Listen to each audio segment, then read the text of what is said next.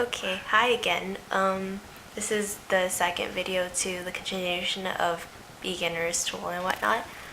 For this video, I wanted to talk about your basic features and what one may want to enhance, others might want to hide. It's just basically understanding your face structure. From what I know, of course, because I'm still young and I'm still learning.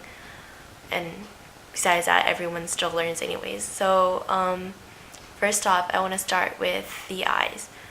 So if you can tell, my eyes are double eyelid, but like most Asians, even if we are blessed with double eyelids, they're still very thin.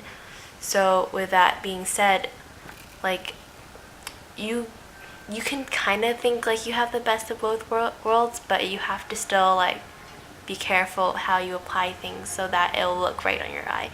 So since mine are double eyelid, I'll go on with mine first. So people that do have double eyelids but are very narrow and not like maybe Caucasians or other races, you have to pay attention to how high you bring your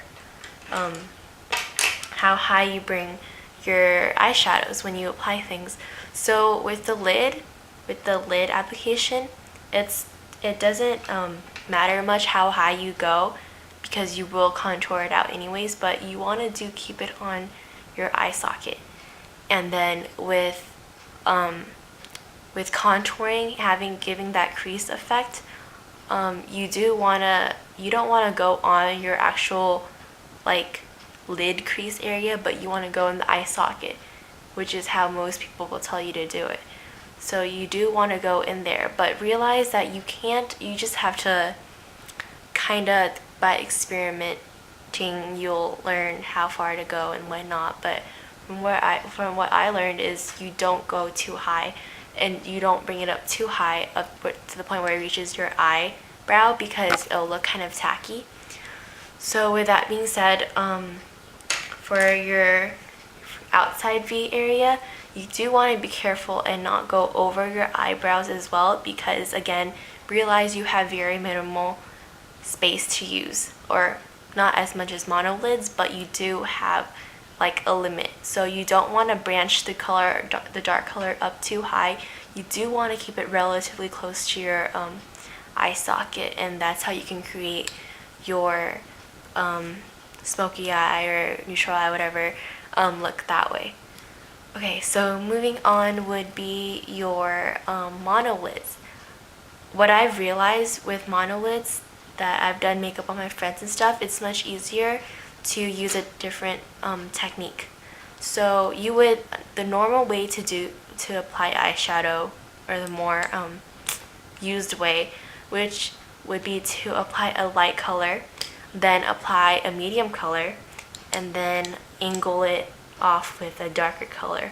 But for monolids, I feel like it's almost the opposite effect, and it's easier to kind of almost line your lid with a dark color, but then angle it out with maybe a brush like this. So you start off with a dark color, and then you fade in with a medium color, and then you bring a lighter wash of color to your eyebrow and your inner tear duct, and that would be the look that way versus applying it the normal way. And basically, for people with maybe normal double eyelid and they have like normal space on their lids, or not normal, but like a less limited area to work with, I would suggest you guys use any method you want, but it's more it's more normal to use maybe the first method that I talked about, which is just light, medium, dark. And you guys are basically blessed because you guys can manipulate your eyes however you want. It's easier to go maybe keep it lower, or like extend your area a little bit higher. It won't look too tacky, but like for people with minimal lid space, you do have to be careful and be aware of how far you extend your certain eyeshadows. Okay, so moving on with next up, I'm gonna talk about understanding your face, and I'm gonna go through relatively quickly because my SIM card's running out of memory. Okay, so basically you have your long face, your round face, and your squared face. So I'll be focusing on the first two because it's just what the majority of the people have. So starting off with round face, people like me, contouring is basically your best friend. It's it's a lot more work, but you know there are ways to conceal your roundness or whatever. So you would want to contour your face at the high temple here, and then bring it down, curve it down, and you would have your cheekbone, and then you would contour your jaw here, and then you would want to be careful on applying your bronzers though, because you don't want to go overboard and you don't want to make it look obvious. So next up is the blush application. People do say like, you know, smile and find the apples to your cheek, and then you would, you know, but no.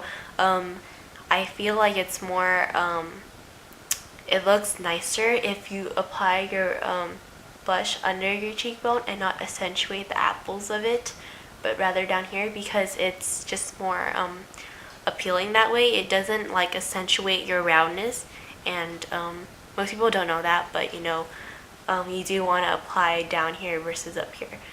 And then moving on to my oval shaped and like longer face girl, you do have the best of everything. You don't have to contour as much, but you can contour just because, you know, most people never are happy with their face.